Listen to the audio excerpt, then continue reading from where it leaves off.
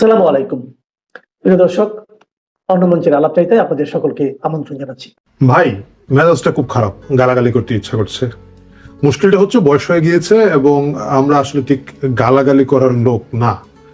তারপরে যেহেতু গালাগালি করতে ইচ্ছে হচ্ছে, আজকাল যারা গালাগালি করে তাদের কারো একজনের গালি শুনে আসি। যারা টেলিভিশনে দেখছেন বা একটু ভলিউম বাড়িয়ে দিয়ে শুনছেন, তারা একটু ভলিউমটা কমিয়ে ফেলুন এবং বাকিরা কানে হেডফোন দিয়ে দেন, তাহলে সাউন্ড ভালো পাবেন। লেভেলের বৃষ্টি হচ্ছে বাইরে, এখন 8:30 বাজে। আমি যদি এখন না বেরোই তাহলে আমি এক্সাম দিতে পারবো না, কারণ আমার কাছে অ্যাটলিস্ট 1 ঘন্টা লাগে। আর আজকে কতক্ষণ লাগবে আই ডোন্ট নো। আমি এমন একটা বালের দেশে জন্মাইছি, তো আর এমন একটা বালের শিক্ষামন্ত্রী হয়েছে এবার। মানে I swear two god, I use to respect him a lot, but I don't anymore. This guy is playing with our life. Like 12.5 লক্ষ student, he is just fucking joking around. দেখ তোর বালের বৃষ্টি, তুই যা, তুই বেরো তো এই রুম থেকে। তোর এই রুমে তোর দামি দামি গাড়ি থেকে বেরো, হেলিকপ্টার থেকে বেরো, তারপর দেখ আমার সাথে কি হইতেছে। আমার অবস্থা এই জেনজি ছাত্রীটির মতো আর কি। আমিও খুব রেসপেক্ট করতাম মিলন ভাইকে, এখনো করি, আমাদের শিক্ষামন্ত্রী এহসানুল হক মিলনকে।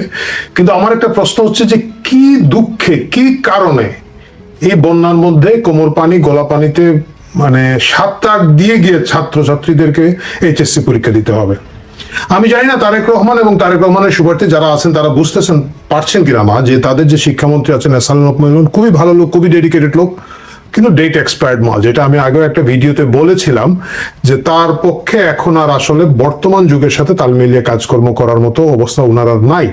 এবং সেটা যে নাই এর একটা মানে বিভিন্ন ধরনের প্রমাণ প্রতিদিন তিনি দিয়ে যাচ্ছে। এর মধ্যে হচ্ছে যে এই এইচএসসি পরীক্ষার সময় এই যে সারা বাংলাদেশ ভেসে যাচ্ছে, দেশের বিশাল একটা অংশ বন্যা কবলিত, এবং বাকি সব জায়গায় যেগুলোতে বন্যা নেই, বড় বড় শহরগুলোতে রাস্তাঘাটে পানি, কোমর পানি গলা পানি পর্যন্ত হয়ে বসে আছে। কিন্তু তাকে এইচএসসি পরীক্ষা নিতেই হবে। কেন নিতে হবে এটা নিয়ে তারা একটা প্রেস নোট দিয়েছে। আমি সেই প্রেস নোট পড়ি নাই, সরকারি প্রেস নোট পড়ার মতো আসলে রুচি হয় না, বাট পত্রিকা থেকে যেটা দেখলাম 2-3টা কথা, এর মধ্যে হচ্ছে যদি পরীক্ষা এই থামিয়ে দেওয়া হয় ছাত্রছাত্রীদের অনেক ক্ষতি হবে, ভবিষ্যতে তাদের এটা হবে ওইটা হবে, বিশ্ববিদ্যালয়ে ভর্তিতে দেরি হয়ে যাবে। কে ঘোড়ার ডিমের বিশ্ববিদ্যালয় আমাদের সেগুলোর ভর্তি পরীক্ষা, এবং সেখানে আবার দেরি হয়ে যাচ্ছে। মানে বিশ্ববিদ্যালয়ের ভর্তির অবস্থাটা কি সেটাও আমি আপনাদেরকে একটু যদি দেখাই আর কি। আমার একজন খুব প্রিয় মানুষ আছেন, খুবই খুবই খুবই প্রিয়। তার নাম হচ্ছে মোহাম্মদ আব্দুল হান্নান মাসুদ। তিনি একজন ছাত্র নেতা, তিনি একজন সংসদ সদস্য, এবং তিনি কোন সাবজেক্টে পড়েন আপনারা জানেন নাকি? তিনি কিন্তু ঢাকা বিশ্ববিদ্যালয়ে ইংরেজিতে একটা সাবজেক্ট পড়তেন, সেটা আবার ইংরেজি সাহিত্য না, কিন্তু সেটা হচ্ছে ইংলিশ ল্যাঙ্গুয়েজ টিচিং বা English language education the institute of কি যেন আছে, এটা হচ্ছে তাদের ইনস্টিটিউটের নাম হচ্ছে institute of modern language university of Dhaka. মানে তিনি ঢাকা বিশ্ববিদ্যালয়ের মতো বাংলাদেশের টপ বিশ্ববিদ্যালয়ে ইংরেজি পড়েন। আসুন বিশ্ববিদ্যালয় তাকে 3 বছরে কি ইংরেজি শিখিয়েছে সেটাও একটু দেখে আসি। It's my security concern where I live, and it's my security question by how I go. তো এই হইলো আর কি আমাদের শিক্ষার অবস্থা। মানে হান্নান মাসুদের ইংরেজি শুনে আমাদের যে শিক্ষকরা আছেন, তার মানে ওই ডিপার্টমেন্টের যে শিক্ষকরা আছেন, তাদের যদি মিনিমাম লাজ লজ্জা বোধ থাকতো, তাহলে তারা চাকরি ছেড়ে বাংলাদেশ ছেড়ে হিমালয়ের গর্তে বা গুহায় গিয়ে বসে ধ্যান করতে শুরু করে দিতেন যে ভাই কি বানাইলাম, কি হইলো। এবং আমরা যে এখানে পড়ালেখা করিয়েছি লোকজনকে, এটা যেন তোমরা আর কাউরে বইলো না। এটার জন্য দরকার হলে তোমাদের কাছে আমরা কিছু টাকা পয়সা দিই, তোমরা খবরদার বইলো না যে তোমরা আমার ছাত্র। এই হচ্ছে মানে একটা সিস্টেমের যে শিক্ষার যে অবস্থা আর কি আমাদের দেশে। কিন্তু এর মধ্যেও আমাদেরকে এইচএসসিতে এই ভরা বর্ষায় ভরা এর মধ্যে নিতে হবে। আমি শিক্ষামন্ত্রী এহসানুল হক মিলনকে বলতে চাই যে আপনি দয়া করে আমাদের এই যে ছাত্রছাত্রীদের সমস্যাগুলোর কথা চিন্তা করেন। শুধুমাত্র গোয়ার্তুমি করলে তো হবে না, এবং এটা শুধুমাত্র যে ছাত্রছাত্রীদের সমস্যা তা কিন্তু না, এটার সাথে গোটা পরিবার জড়িয়ে থাকে। ধরেন আমার মেয়ে যদি আজকে পরীক্ষা দিতে যেত, বা আমার বোন যদি পরীক্ষা দিতে যেত, ভাই যেত, তাহলে সকাল থেকে দেখা যেত যে সারা পরিবার একটা টেনশন উত্তেজনা। সকলের তো ভাই আর 4 হুইল ড্রাইভ পাজেরো গাড়ি নাই, তাই না? তো সকালে উঠে এই বর্ষার মধ্যে এই গলির মধ্যে রিক্সা ঢুকবে না, সিএনজি ঢুকবে না, কি করব না করব, এবং কোমর পানিতে ভিজে একটা ছেলে বা মেয়ে যখন পরীক্ষার হলে যাচ্ছে, তার এতটুকু পর্যন্ত স্যাঁতসেঁতা নোংরা পানিতে, তার কাছ থেকে আপনি পরীক্ষা আশা করেন। এই ধরনের অমানবিকতা, এই ধরনের গোয়ার্তুমি, এই ধরনের বেকুবি, এই ধরনের স্টুপিডিটি, এটার কোনো মানে হয় না। আপনারা যে কড়াকড়ির ভাব দেখাচ্ছেন, I agree with this one. লেখাপড়া কড়াকড়ি করতে হবে, লেখাপড়া আহ্লাদের কিছু নাই। লেখাপড়ার সর্বশেষ আহ্লাদ আমরা দেখেছি জাতির মুক্তি ত্রাতা ডক্টর মোহাম্মদ ইউনূস, উনি এসে বলছে এইচএসসি পরীক্ষায় দেওয়ার দরকার নাই, যা অটো পাস। তো উনি অটো পাস করে দিচ্ছে, 2-3টা কলেজের কিছু লোকজনকে সচিবালয় ধমকাধমকি করেছে, এবং তখন তো তাই হতো, সেটা হয়েছে। কিন্তু এই তুলনায় আপনার এইচএসসি পরীক্ষা নেন, কিন্তু এর মানে এই না যে একেবারে মানুষকে বিপদে আপদের মধ্যে ফেলে করতে হবে, বরঞ্চ আমাদের এই ছাত্রছাত্রীদের কিভাবে সুবিধা করে দেওয়া যায় এই জিনিসগুলো ভাবা উচিত। যেমন ধরেন ঢাকা বিশ্ববিদ্যালয় সহ অন্যান্য বিশ্ববিদ্যালয়গুলোতে যে ভর্তি পরীক্ষা হয়, আদৌ এই ভর্তি পরীক্ষার প্রয়োজন আছে কিনা এটা নিয়ে এখন সিরিয়াসলি দেখার বিষয়। পাশ্চাত্য দেশগুলোতে আমরা তো দেখতে পাচ্ছি এইখানে প্রেডিক্টেড গ্রেড, মানে কলেজ বলে দিচ্ছে যে ফার্স্ট ডিভিশন পাবে, সেকেন্ড, মানে তাদের তো আর ফার্স্ট ডিভিশন সেকেন্ড ডিভিশন নাই, যেটাই হোক এই স্কোর পাবেন, এইটার উপরে তারা কিন্তু কন্ডিশনাল অফার লেটার বিশ্ববিদ্যালয়গুলো থেকে পেয়ে যাচ্ছে। বিশ্ববিদ্যালয়গুলো বলছে ঠিক আছে, তোমার যদি নম্বর এত হয় তাহলে তুমি আমার এই সাবজেক্টে তুমি ঢুকতে পারবা। এবং বিশ্ববিদ্যালয়গুলো ক্ষেত্র বিশেষে অনেক বিশ্ববিদ্যালয় ভাইভা নিচ্ছে, মৌখিক পরীক্ষা নিচ্ছে, কিন্তু তারা মানে একটা কন্ডিশনাল অফার দিয়ে রাখছে, এবং রেজাল্ট বের হলে যদি দেখা যায় যে সেই রেজাল্ট ঠিক আছে তাহলে কিন্তু অটোমেটিক ভর্তি হয়ে যায়। এই ধরনের একটা সিস্টেম বাংলাদেশে চালু করতে হবে। রাষ্ট্র সরকার পড়ালেখা করাচ্ছে, একটা বাচ্চাকে স্কুলে 10 বছর, তারপরে কলেজে 2 বছর, 12 বছর পড়ানোর পরে রাষ্ট্রের আর একটা প্রতিষ্ঠান বিশ্ববিদ্যালয়গুলো সে পড়ালেখার একের বিন্দু মাত্র দাম দেয় না। আচ্ছা দিল না, ভর্তি পরীক্ষার দরকার, মানলাম, আমি এটাকে আমি প্র্যাকটিক্যালি নিলাম আমাদের দেশের বাস্তবতা। মাঝখানে আওয়ামী লীগ সরকার একটা খুব চমৎকার জিনিস শুরু করেছিল, যে গুচ্ছ ভর্তি পরীক্ষা, মানে সবগুলো বিশ্ববিদ্যালয়কে তারা চেষ্টা করছিল যে একসাথে একটা ভর্তি পরীক্ষা হবে। মুশকিলটা হচ্ছে কি, সেই ইচ্ছা চালু করা যায় না, কারণ হচ্ছে ওই যে স্বার্থের টানাপোড়েন আছে, দ্বন্দ্ব আছে, অনেকগুলো কাহিনী আছে। একইভাবে আওয়ামী লীগের যেরকম মোহাম্মদ জাফর ইকবাল স্যারের মতো লোক আছেন যারা গুচ্ছ পরীক্ষা নিয়ে চিৎকার চেঁচামেচি করেছেন, আবার সেখানে বিসি কি একটা বিসি ছিল না, যেটার জন্য মোহাম্মদ জাফর ইকবালে কি বলা যায় সদগা দিয়ে দিল আওয়ামী লীগ।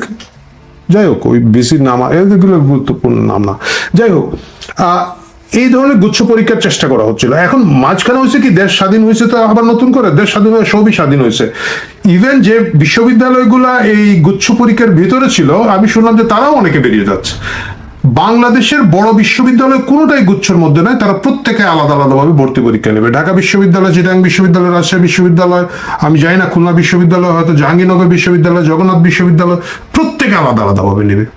এখন আমরা যারা মিডল ক্লাসের বাচ্চা কাচ্চাদেরকে পড়াশোনা করাই, মিডল ক্লাসের লোকজন একটা লোককে তার ছেলে বা মেয়েকে নিয়ে, ছেলে হলে যাই হোক, মেয়েকে নিয়ে আজকে সিলেটে যেতে হবে, কালকে খুলনা যেতে হবে, পরশু চট্টগ্রামে যেতে হবে, এবং এইটা একটা মানে কি বলা যায় অমানবিক দুর্দশার মধ্যে দিয়ে যেতে হবে। থাকার জায়গা নাই, খাওয়ার জায়গা নাই, বাথরুমের জায়গা নাই, গভীর রাতে ট্রেনে যাচ্ছে, ট্রেন মিস হচ্ছে, ট্রেন ডিলে হচ্ছে, বাস উল্টে পড়ে যাচ্ছে, এবং সারা বাংলাদেশেই বাচ্চাগুলোরে ছোটাছুটি করানো হচ্ছে। কি কারণে? বিশ্ববিদ্যালয়গুলো ভাবে আমাকেই বেস্ট স্টুডেন্টটা বেছে নিতে হবে, এবং সেই যার কারণে আমি অন্য কারো ভর্তি পরীক্ষার সাথে নাই। কি বেস্ট স্টুডেন্ট বেছে নেয় সেটা তো আমি একটু আগে হান্নান মাসুদের উদাহরণ দিয়ে দেখেছি, ঢাকা বিশ্ববিদ্যালয়ের ইংরেজির একটা ডিপার্টমেন্টে পড়ে আর কি। তো সুতরাং এই জিনিসগুলোকে যদি মিলন সাহেব যদি আসলে ছাত্রছাত্রীদের কল্যাণ করতে চান, তাহলে এই বিষয়গুলোকে আসলে অ্যাড্রেস করা দরকার। এই জিনিসগুলো খুবই জরুরি। নাম্বার 2 হচ্ছে, ইভেন আমার কাছে মনে হচ্ছে যে এত লোকজনকে বিশ্ববিদ্যালয়ে পড়ানোর প্রয়োজন আছে কিনা এটা সরকারের এখন দেখার প্রয়োজন আছে। কারণ বিশ্ববিদ্যালয়ে আসলে পড়তে যায় না, বিশ্ববিদ্যালয়ে যায় বিসিএস এর কোচিং করতে। এটা আমিও জানি, আপনি জানেন, এই বিসিএস এর ডাক্তার ভাই সরকার ফালায় দিছে ওরা 2 বছর আগে, তাই না? So BCS is important. তাই যদি হয় এইচএসসি পরীক্ষার পরে বিসিএস নিয়ে নেন, মানে এটা আমি জানি অনেকে এখন বলবেন যে তুই তো আরেক পণ্ডিত দিয়ে শুরু করেছিস। দাঁড়ান আমি জিনিসটা আপনাদেরকে বুঝিয়ে বলি। যেমন ধরেন এইচএসসির পরে সেনাবাহিনীতে বা সশস্ত্র বাহিনী, সবগুলাতে, বিমান বাহিনী, নৌবাহিনী, সেনাবাহিনীতে কমিশন অফিসার হিসেবে লোক নিয়ে নেয় ওরা। এর মানে কি এই অফিসাররা কি এইচএসসি পাস থাকে? তা কিন্তু না, তাদেরকে নিয়ে যাওয়া হয়, নিয়ে যাওয়ার পর নির্দিষ্ট ট্রেনিং হয়, সেনাবাহিনী ট্রেনিং হয় বিএমএ তে, এবং ওই সময়টাতে তারা সেখানে সামরিক বিদ্যার উপরে গ্রাজুয়েশনটা করেন। বাইরের আমি এখন জানি না, আগে জানতাম যে চট্টগ্রাম বিশ্ববিদ্যালয়ের সাথে বিএমএ এর অ্যাফিলিয়েশন আছে, সেখান থেকে একটা গ্রাজুয়েশন নেন। বাট এইচএসসির পরে তাদেরকে নিয়ে গিয়ে বিশেষায়িত প্রশিক্ষণ দেওয়া হয়, সেদিকে গ্রাজুয়েশন করা হয়, কারণ তাদের জীবনে, তাদের চাকরি জীবনে সেটাই প্রয়োজন।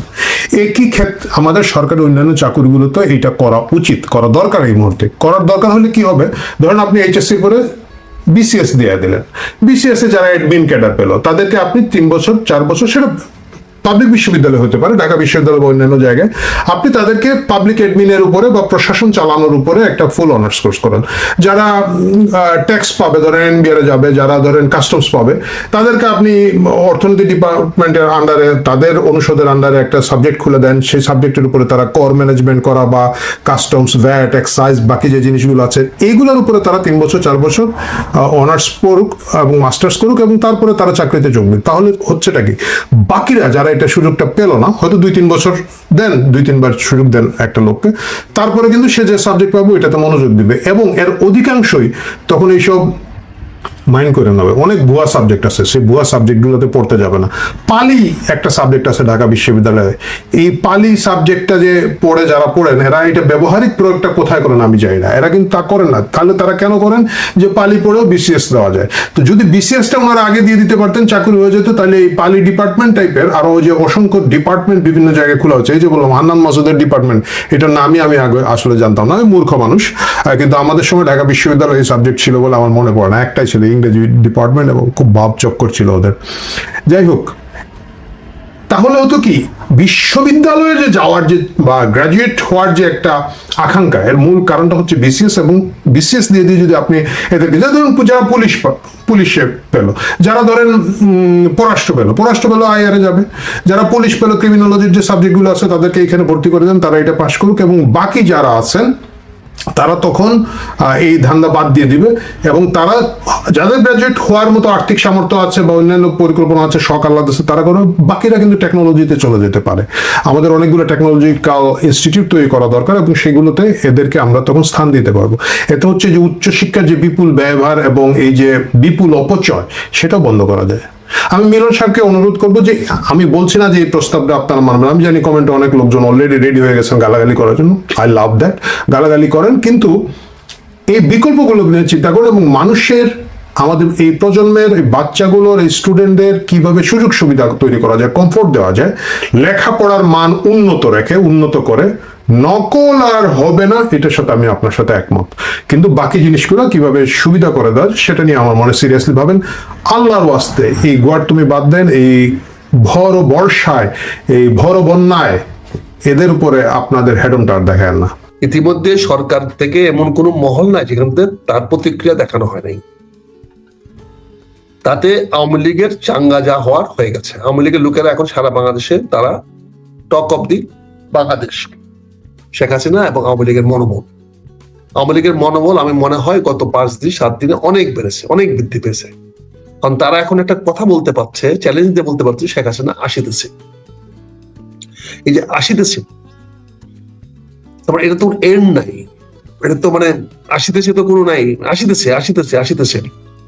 আসিতেছে তো একটা মানুষের মধ্যে উৎসাহ জাগায়, আগ্রহ জাগায়। এইটা শেখ হাসিনা রয়টারে ইন্টারভিউর মাধ্যমে এস্টাবলিশ করতে পেরেছে। না হলে প্রতিটা জায়গা থেকে, সরকারি মহল থেকে, এবং সরকার কেন একটা চিঠি ইস্যু করবে সকল মিডিয়াকে যে শেখ হাসিনার খবর যেন প্রচার না করা হয়। তার মানে সরকার তার একটা দুর্বলতা দেখিয়েছে, যে এটার মাধ্যমে সরকার দেখিয়েছে সরকার ভীত আছে, সরকার একটা কনসার্ন হয়ে আছে যে শেখ হাসিনা তাদের অনেক শিরোপীড়ার, মাথা ব্যথার কারণ। তিনটা বিষয় হবে শেখ হাসিনা যদি বাংলাদেশে আসতে চায়। এই তুমি বলছো কিভাবে আসবে, উনি হয়তো নৌকা দিয়ে আসতে পারে, বর্ষাকাল, এখন বন্যা হচ্ছে, সারাদিন পানি বাড়ছে, উনি হয়তো এখন তো পদ্মা নদীতে প্রচুর পানি দিয়ে উনি চলে আসতে পারেন, বাড়ি রংপুরে, উনি তিস্তা দিয়েও নৌকায় করে চলে আসতে পারেন, বজ্রানে চলে আসতে পারেন, ওই হেলিকপ্টার গিয়েছেন, এখন নৌকায় চলে আসবেন। এটা তো আমরা ওই যে হিন্দুদের, আমরা যখন মানে ধর্মীয় বিষয়টা হয়ে যায়, যদিও যে কদিন পরে আমাদের দেশে হবে ওই যে দুর্গাপূজা হবে, তো দুর্গাপূজায় তো কখনো দুর্গা দেবী গজে আসে, অর্থাৎ হাতিতে চড়ে আসে, কখনো নৌকায় করে আসে। তো এইবার যেহেতু বন্যার প্রাদুর্ভাব বেশি, পানি বেশি, এইবার হয়তো দুর্গা নৌকায় আসতে পারে। আমি জানি না হিন্দুদের শাস্ত্রে কি লেখা আছে। তুই প্রশ্ন করছো সাবেক প্রধানমন্ত্রী শেখ হাসিনা কিভাবে আসবেন, উনি নৌকায় আসতে পারেন, অস্বাভাবিক কি আছে, পদ্মায় পানি আছে প্রচুর, আসবেন। কিন্তু আমার প্রশ্ন সেটা না, আমার প্রশ্ন হচ্ছে এই ইস্যুটা নিয়ে আমরা কেন এত আলোচনা করছি, সরকার কেন এই ব্যাপারে উদ্গ্রীব দেখাচ্ছে, কেন প্রসিকিউটর কথা বলতে হবে, আইনের বিষয়। আমি এখানে যে জিনিসটা পরিষ্কার করার চেষ্টা করছি সেটা হচ্ছে যে 24-25 পটভূমিকা আর 12 ফেব্রুয়ারি 2026 সন পরবর্তী পটভূমিকা এক নয়। 24-এ শেখ হাসিনার পতনের জন্য সারা বাংলাদেশের মানুষ এক কাট্টা হয়েছিল। ছাত্র, যুবক, শ্রমিক, কৃষক, সারা বাংলাদেশের আনাচে কানাচে, ঘরে বাইরে সকল মানুষ শেখ হাসিনার পতনের জন্য ঘরের বাইরে চলে আসছিল। ইভেন মা বোনরা চলে আসছিল, শিশুরা পর্যন্ত চলে আসছিল। তারা পর্যন্ত মায়ের কুলে বসে আসিয়া আন্দোলনে যাব, এবং মেয়েরা আন্দোলন করেছে। তারপর একটা ব্যাপক গণ আন্দোলন গড়ে উঠেছিল তৎকালীন সরকার পতনের জন্য। এবং আল্লাহর কাছে অশেষ শুকরিয়া যে সবাই আমরা জয়ী হয়েছি, শেখ হাসিনার গদির পতন হয়েছে, যেটা কাঙ্ক্ষিত ছিল। এবং এটা ব্যাপারে আওয়ামী লীগও কোনো রেজিস্ট্যান্স ক্রিয়েট করতে পারে নাই, পুলিশ পারে নাই, সেনাবাহিনী পারে নাই, কেউ তার বিরুদ্ধে দাঁড়ায় নাই। সবাই শেখ হাসিনাকে পরিত্যাগ করেছে, এবং শেখ হাসিনা তখন একা দেশ ছেড়ে অন্যত্র প্রস্থান করেছে। তখন তিনি হেলিকপ্টারে করে চলে গেছেন, তার নিয়ন্ত্রণে হেলিকপ্টার ছিল। এবং এটা একটা মানে দেখার বিষয় যে তার কাছে তো শেষ পর্যন্ত তার কাছে হেলিকপ্টার তার নিয়ন্ত্রণে ছিল। গণভবন থেকে হেলিকপ্টারে উঠার মতো পরিবেশ তার কাছে ছিল। ওখানে গণভবনে হেলিকপ্টার ল্যান্ড করতে কেউ বাধা দিতে পারে নাই, হেলিকপ্টার উঠতে কেউ বাধা দিতে পারে নাই, হেলিকপ্টার করে ঢাকার বাইরে চলে যেতেও কেউ বাধা দিতে পারে নাই। চলে যাওয়ার পরে গণভবন তছনছ হয়েছে, ভাঙচুর হয়েছে, আমরা দেখেছি।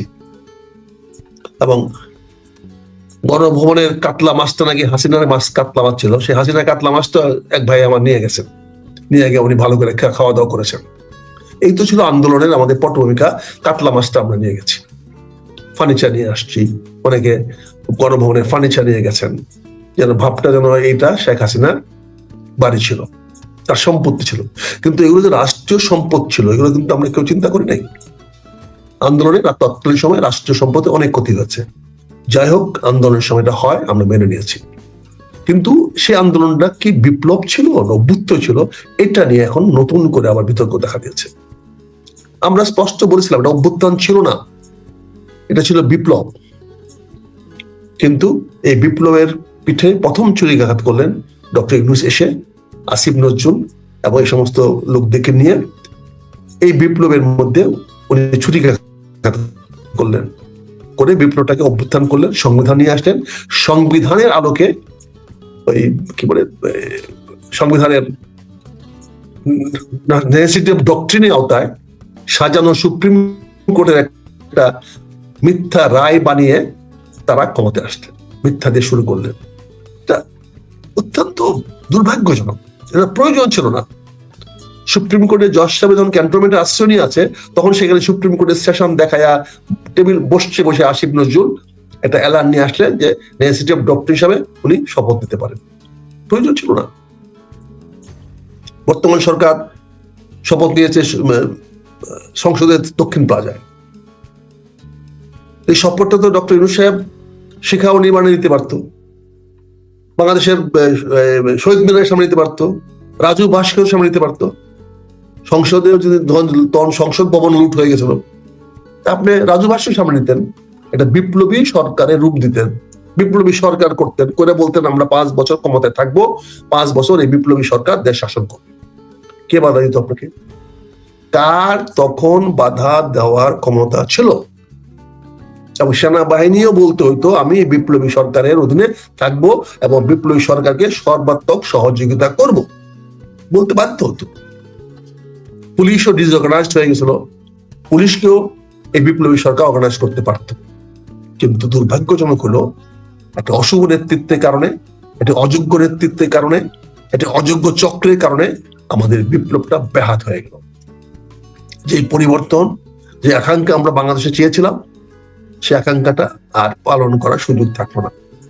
তারপরে ওনারা সেটা বলা শুরু করলেন অভ্যুত্থান। তো অভ্যুত্থান যদি হয় তাহলে সংবিধান সাসপেন্ড করলেন না। অভ্যুত্থান যদি হয়, আপনি সাংবিধানিক সরকার যদি হইতে হয়, তাহলে তো অভ্যুত্থান হবে না। এটা জাস্ট ক্ষমতার পালাবদল। সাংবিধানিক ভাবে আপনি ক্ষমতার পালাবদল হয়েছেন, শূন্যতা সৃষ্টি হয়েছে, প্রধানমন্ত্রী নাই, সেখানে আপনি চলে গেছেন। কিন্তু প্রধানমন্ত্রী যদি আগামী দিনে যদি শেখ হাসিনা আইসার দাবি করে যে ওই সরকার, তার সরকার বৈধ ছিল এবং ডক্টর ইউনূস সরকার অবৈধ ছিল, কারণ শেখ হাসিনা কোনো পদত্যাগ পত্র কাউকে দিয়ে যায় নাই এবং সংসদ ভাঙ্গার কোনো অনুরোধ রাষ্ট্রপতিকে করেন নাই। এই সমস্ত ঐতিহাসিক বিষয়গুলো তো আগামী দিনে সামনে আসবে, আলোচনায় আসবে, কথা বলবে, মানুষ কথা বলবে এগুলো নিয়ে। কাজেই তৎকালীন সময়ে না বিপ্লব না অভ্যুত্থ, এরকম একটা জোয়াদুচুরি করার পরে, বিশেষ করে আমি বলবো বিএনপির চাপে, একক বিএনপির চাপে অন্তর্বর্তীকালীন সরকার তাদের অবস্থান থেকে নিচে নেমে আসতে বাধ্য হয়েছিল, তারা ক্ষমতা ছাড়তে বাধ্য হয়েছিল। এটা তো বলা অপেক্ষা রাখে না। বাকি সবাই নির্বাচন চায় না, নির্বাচনের বিরোধিতা করেছে, আমাদের দল, আমার দলও সে বিরোধিতা করেছে, কিন্তু একমাত্র বিএনপি বলছে না, নির্বাচন আগে দিতে হবে। আপনারা অনেক বাহানা করছেন, সংস্কার করবেন, এই করবেন, সেই করবেন। বিএনপি সেগুলো খুব ট্যাক্টফুলি আপনাদেরকে ধোঁকা দিয়েছে, ফাঁকি দিয়েছে, সেই ধোঁকা আপনারা ধরতে পারেন নাই। এবং সেই ধোঁকা যে কি দিয়েছে সেটা আমাদের স্পিকার মেজর হাফিজ সাহেব বলেছেন, আমাদের স্বরাষ্ট্রমন্ত্রী সালাউদ্দিন সাহেব বলেছেন যে আমরা নির্বাচনের জন্য আমরা ধোঁকা দিয়ে আমরা বলেছি সব মানবো, কিন্তু আগে নির্বাচন দেন। এখন হচ্ছে নির্বাচন হয়ে গেছে, আচ্ছা আমরা মানতেছি। It is become a perfect continuous tense, আমরা মানিতেছি, তোমাদের এন্ড নাই, তো বলেন মানবো না, মানিতেছি তো চলবে। কাজে এখানে আপনি 12ই ফেব্রুয়ারি নির্বাচন হয়ে যাওয়ার সঙ্গে সঙ্গে আমাদের বিপ্লব বললেন, অভ্যুত্থান বলেন, তার একটা ন্যাচারাল পরিসমাপ্তি হয়েছে, একটা স্বাভাবিক মৃত্যু হয়েছে, অস্বাভাবিক স্বাভাবিক মৃত্যু হয়েছে। তারপরে নতুন শিশু জন্মগ্রহণ করেছে বর্তমান বিএনপির এই সংখ্যাগরিষ্ঠ সরকার, একক সরকার, যে এই সরকার 5 বছরের ম্যান্ডেট পেয়েছে, জনগণ ভোট দিয়েছে, একটা সংসদ প্রতিষ্ঠিত হয়েছে, সেখানে একটা শক্তিশালী বিরোধী দল আসছে এবং সংসদ সুন্দরভাবে কাজ চলতেছে। এইখানে কথা নাই বার্তা নাই, কদিন পরে পরে শেখ হাসিনা একটু মাথা তুলে আপনারা সবাই ঘাবড়ে যান। শেখ হাসিনা যদি এতই ফ্যাক্টর হয়ে থাকে, এত বড় নির্বাচন করে ক্ষমতা এসে আপনি এখন যদি শেখ হাসিনাকে নিয়ে ভাবতে হয়, তাহলে এটা কার ব্যর্থতা? কাজে আমি মনে করি যে শেখ হাসিনা বাংলাদেশের মানুষের এবং তার বিরুদ্ধেদের নার্ভ টেস্ট করার চেষ্টা করছেন। এখন আমি যেটা শুরু করেছিলাম, যে উনি যদি আসেন, শেখ হাসিনা যদি বাংলাদেশে আসেন, আসার সঙ্গে সঙ্গে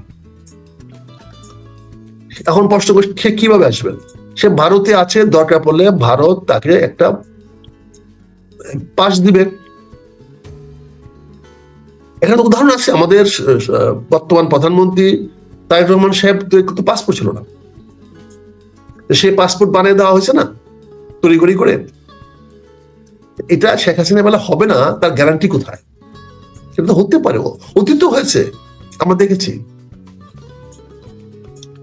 কাজে আমরা এই যে লেনিনকে আমরা ফার্স্ট ওয়ার্ল্ড ওয়ারের সময় দেখেছি যে সে ফ্রান্সে ছিল, কি বলে, বিদেশে থাকতো। ফার্স্ট ওয়ার্ল্ডের সময় তাকে ট্রেনের ভিতরে এরকম গরুর মানে ঘোড়া যে ক্যারি করে, সে ঘোড়া ভিতর ঢুকাইয়া তাকে মস্কোর সামনে এসে ঘোড়া ওইতে ফেলে দিয়েছে। ফেলে দিয়ে সে বলেছে আমি লেনিন, বা সবাই লেনিন দাঁড়িয়ে গেছে। এটার জন্য পাসপোর্ট লাগে না, ভিসা লাগে না, ইমিগ্রেশন লাগে না। ফার্স্ট ওয়ার্ল্ড ওয়ারের সময় লেনিনের উত্থানের সময় আমরা দেখেছি, যখন সারা মস্কোতে আন্দোলন হচ্ছে, যখন এই বলশেভিক পার্টির বিপ্লব হয়েছে, তখন ফ্রান্স থেকে লেনিনকে এনে তাকে মস্কোতে ঢুকিয়ে দেওয়া হয়েছে। কিন্তু ঐতিহাসিক সত্য। আমরা মাসুদ্দিনকে দেখেছি না, সে নর্থ থেকে রোড মার্চ করে আইসা চীন দখল করতেন। আমরা ভিয়েতনামে দেখি নাই। এখানে যদি আজকে শেখ হাসিনা নেতৃত্বে একটা সরকার গঠন করে তারা যদি বলে করে লং মার্চ শুরু করবো রংপুর থেকে, তার মানে বাংলাদেশে একটা আইন শৃঙ্খলার তো একটা অবনতি হবে। এই দায় দায়িত্ব সরকারের উপর বর্তাবে। সরকার তখন কি করবে? ওটা বাধা দিতে যাবে। বাধা দিতে কি হবে?